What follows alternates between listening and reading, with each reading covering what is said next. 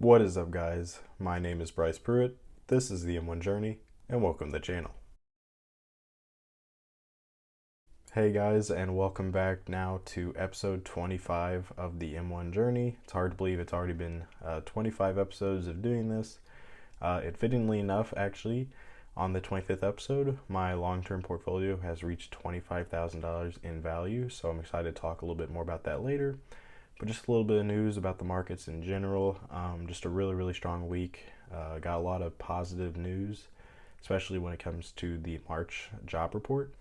We added well over 900,000 jobs, which is the highest figure we've seen, I believe, since August. So very positive that the unemployment has also come down to about 6% nationwide, and a lot of sectors were contributing to that large job number, particularly in leisure and hospitality. So a lot of those jobs are coming back slowly after the pandemic. So just a lot of positive news that's definitely impacting the performance of the market. Of course, as well, the S&P 500 crossed over 4,000 for the first time in history, which is just really unbelievable after the year we've had. The Dow is at all-time highs, and the NASDAQ had a strong week after kind of obviously the volatility from February and March. So just really a lot of positive momentum right now for the markets. Really carried into my portfolio as well, which again, I'll talk about later. So I hope, all this positive momentum is impacting your guys' portfolios as well. And these green days kind of continue, although it would be nice to have, one or two small red days, just get some of those stocks at cheaper prices. But of course, can't complain about making money. So I'm going to get ready to go into my disclaimer, and then we'll look at the portfolios. So of course, guys, if you do enjoy my content and enjoy my videos, go ahead and drop a like on this video and subscribe to the channel if you haven't already done so. If you're a new viewer, welcome to the channel. Hope you enjoy it, hope you stick around. But I can also be followed on many social media platforms such as Twitter, Instagram, TikTok, and Facebook. I have links to all of those down in the description, so check those out. And then, of course, the last thing is my disclaimer that I am just 21 years old. I am not an expert. I'm not a financial advisor. So please do your own due diligence and research or consult a professional before making any investment decisions. Just want to make sure that that is known off the bat. So with that being said, let's take a look at the portfolios. So guys, right away here, as promised, you can see my portfolio has crossed over the $25,000 mark. That happened just this morning with today's rally, up a little less than 1%, so that sent us over 25,000 for the first time. Still pretty good week overall. Still trading relatively flat, but still positive movement upward overall. For the month, still having a really good month, up almost 1,500. For the quarter, up about 2,200, and then all time we are up almost $5,400, which is a 35% money weighted return.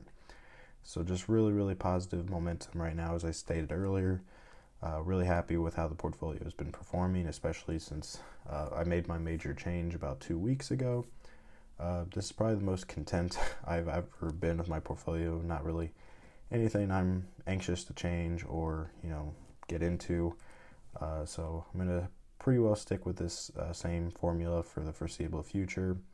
I might add another position, down the line, but right now, pretty content with how things are going. So this is my activity for the week. Started here with my dividend from Brookfield Renewable Partners, which for some reason came out in different payments, and then of course the foreign tax withholding. And then I also got a dividend from SPHD, which is the last one I will receive from that ETF since I sold all of those, as well as a dividend from Pepsi, $6.02. That was a nice payment there, as well as Coca-Cola paid me on the first, $6.30. So pretty good week of dividends. Didn't have any purchases in this portfolio since everything's been trending upwards. I do have a little bit of cash balance, but I'm not really looking to make a move right now. I may buy a little bit more AT&T and Verizon before their ex-dividend date, which I believe is the 8th, I want to say. So I might buy a little bit more of both of these just to get a little bit more dividend when they do pay out. But other than that, everything's been going pretty well. My winner of the week is in information technology, and it is Microsoft, but Advanced Micro Devices is not too far behind, about 5.43% to 5.97%. My loser of the week, however, is in healthcare. Scroll down there, and it is Johnson & Johnson and Pfizer.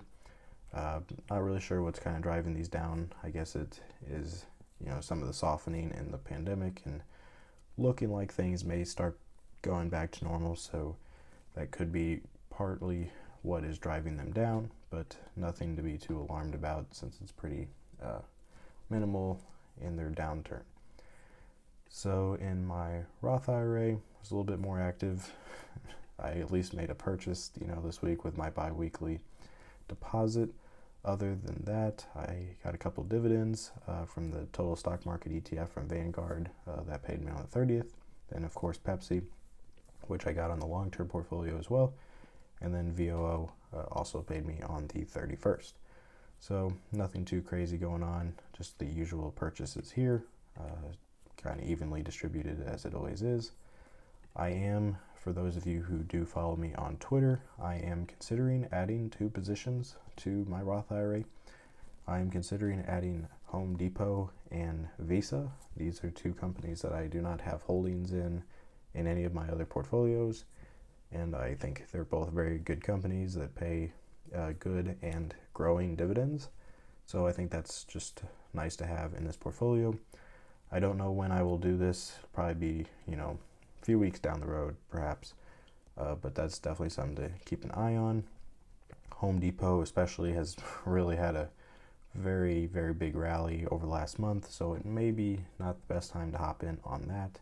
So again, just probably will hold off on that for at least a few weeks. And then the only other moves I made this week is I made my monthly deposit into my aggressive portfolio. It actually had a good week for once after, having a pretty big downturn here. Here's that monthly deposit, of course, that's why you see that big jump. But this is how things are still performing here over the last month. Everything, down a little bit, but some of these that have been kind of beaten up, even like Amazon, have been rallying to some degree. Today has been a pretty flat day for this portfolio because it's being, dragged down by Lemonade and Workhorse, of course. But actually, I am considering, since I do have another holding of Workhorse into another portfolio that I don't show on the channel, I am considering switching out Workhorse for something else. So if you have any suggestions for what I should add to this aggressive portfolio, drop that down in the comments. I'd be interested in seeing what you guys have to say. Other than that, not a great deal going on. Just steadily increasing. Everything's looking good so far. Go over to my holdings. You can kind of see, everything is green. Costco is my only loser in this portfolio. Not too many people can say that, out of a portfolio of 26 positions to only have, this one loser and it be down, 0.5%. I think that's pretty impressive, and I'm pretty proud of that, to be honest. So, everything's just going well. That's all basically the topic of this week is just, hopefully the good times roll on. Hopefully you guys are seeing some of these, gains in your own portfolios. And I will hopefully have more to report on next week. So that's going to pretty well wrap things up for this M1 Journey video. If you did enjoy it, go ahead and drop that like and subscribe to the channel, as well as go check out some of my other videos, such as my Let's Discuss video from last Thursday, where I had an interesting discussion about how to build a long-term retirement portfolio with just $25 a month. So check that out, as well as if you'd like to sign up on M1 Finance, feel free to do so using my referral link down in the description, and you'll get $10 just for doing that. So check that out for more details. Of course, guys, I look forward to seeing you in the next video, so I'll catch you later.